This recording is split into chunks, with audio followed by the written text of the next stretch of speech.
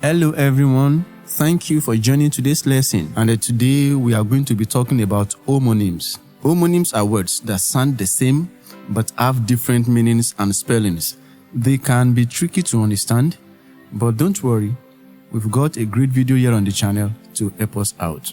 But before we start the lesson, let's seize this moment to welcome the new viewers to the family. Try to subscribe to the channel and watch the video to the end. To the returning viewers, thank you for joining this video. You are very much appreciated. Now let's start the lesson. As I defined homonyms in the introductory part of the video, homonyms are words that have the same spelling but different meanings. We have to take note of these 2 points. Same spelling. Homonyms are spelled the same way, but they have different meanings. The meanings are usually different. So take note of the two: same spellings, different meanings. So these are the 2 ways to identify homonyms: same spellings and different meanings. Let's come to the examples. Here on this page, I have 3 examples. Now let's take example A. She has ground the millet. Example A, she has ground the millet. So we underline ground in that sentence. So ground here, as it is used as a verb. It is the past tense and the past participle of the verb grind. In this sentence, it is used as the past participle. She has ground the millet. Example B, the ground became wet after the rain. The ground became wet after the rain.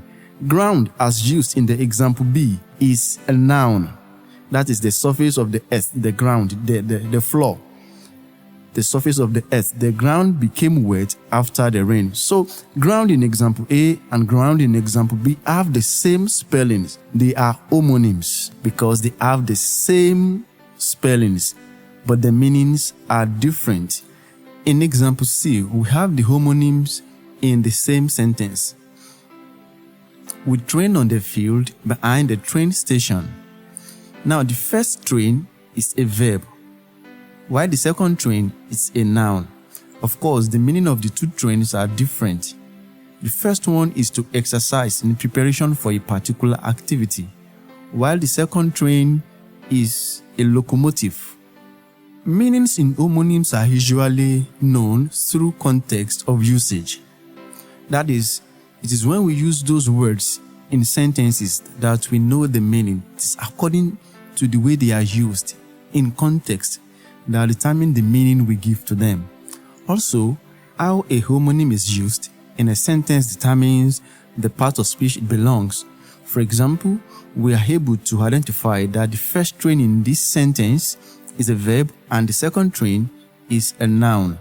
Because the way they are used, the first one occupies a place where normally a verb will occupy, while the second train occupies the place of the noun. On this page, I want us to differentiate between homonyms and homophones. Homonyms are words that have the same spelling but different meanings. Homonyms are also called homographs, while homophones are words that have different spellings, different meanings, but the same pronunciation. Now, the basic difference between homonyms and homophone is that homonyms have the same spellings. Homophones don't have the same spellings. Homophones have different spellings, although homophones are pronounced the same way, but the spellings are different. In the case of homonyms, the spelling is totally the same. So this is the basic difference between homonyms and homophones. And of course, I did say that homonyms are also called homographs. Let's come to the examples of homonyms. The first example I have here is watch. W-A-T-C-H. First one, it is a noun, a device that is used to check time. A device that is used to check time. Watch. He didn't know where he kept his wristwatch. He didn't know where he kept his wristwatch. Watch, as used in this sentence, is a noun. The second one is a verb. It is the act of guarding or observing someone or something. When you're guiding or you are observing a particular person or thing, we say you are watching the person or the thing. Example, we employed night guards who stay awake and watch the community while we sleep. Watch, as used in the example B, is a verb. As we can see, the watch in example A is a noun, is an object. Watch in example B is an action, a verb. The same words, the same spelling, but the meanings are different. The next example of homonyms is lie, L-I-E. In example A, it is a verb. The present tense is lie, the past tense is lied, the past participle is lied, and the present participle is lying. It means to make a false statement. Lie in this sense can also be used as a noun. Let's take note of that. Kids should not lie to their parents. In example B, it's also a verb. Lie, present tense, lay, past tense, laying, past participle, lying, present participle. And it means to rest in a horizontal position on a surface. Make the bed before you lie on it. The two lies in these two sentences have different meanings. They are homonyms. The next example of homonyms we have here is letter, L-E-T-T-E-R. In the example A, it is a noun, a symbol in an alphabet. A symbol in an alphabet. Example in the sentence, a proper noun begins with a capital letter. In example B here, a written or printed communication usually put in an envelope and sent to a recipient. I just received a letter from your company. The two letters that we have here have different meanings.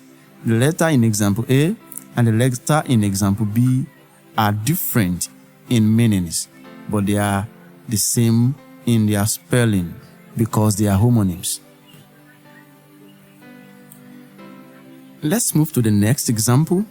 Here we have strike. Strike, S-T-R-I-K-E. In example A, it is a verb.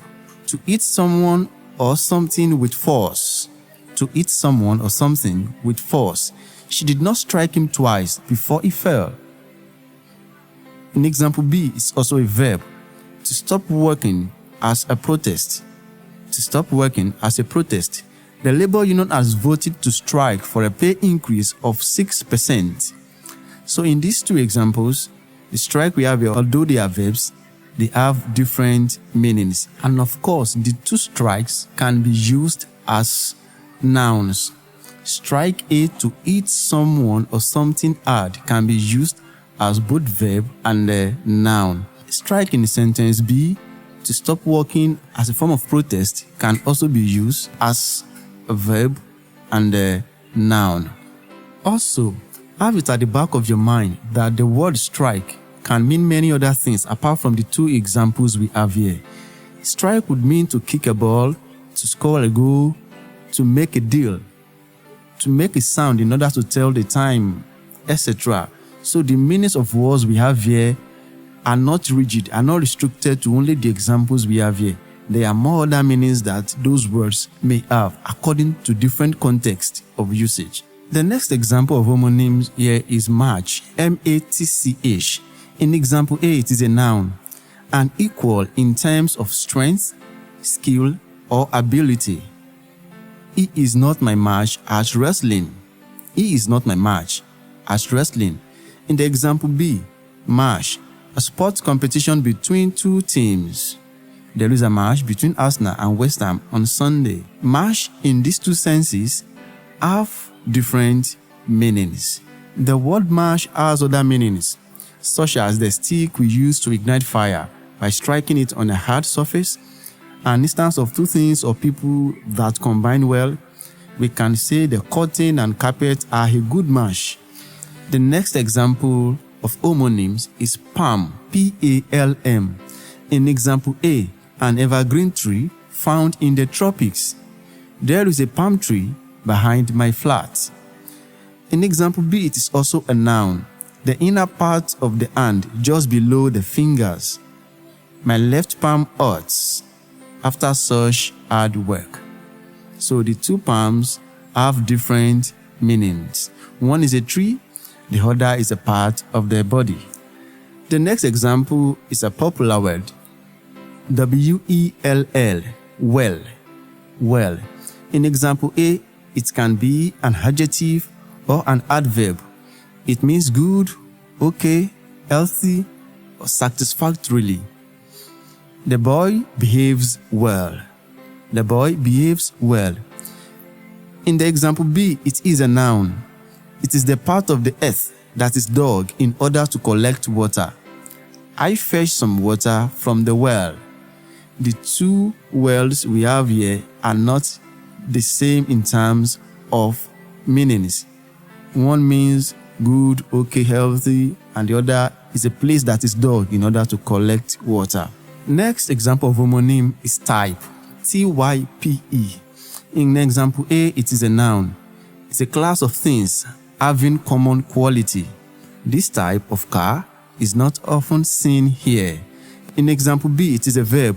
It means to write using the keyboard of a computer or a typewriter.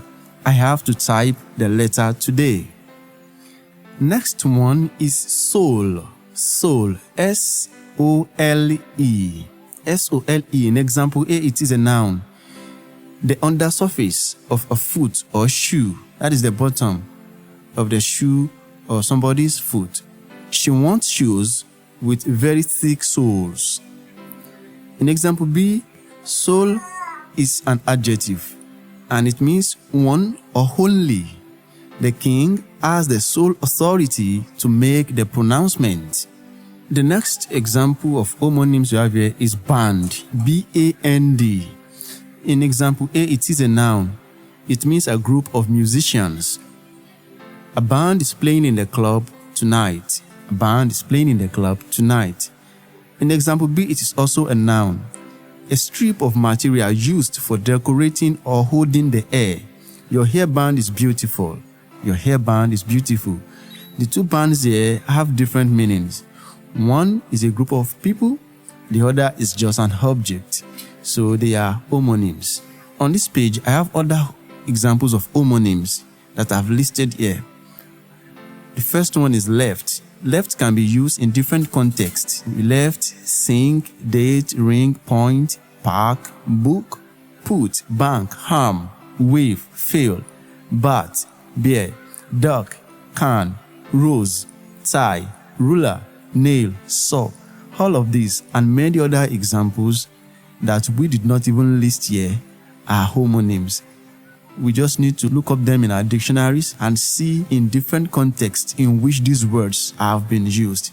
So thank you. Do not forget to subscribe to the channel if you haven't. Like this video and let's share with our people. Bye bye.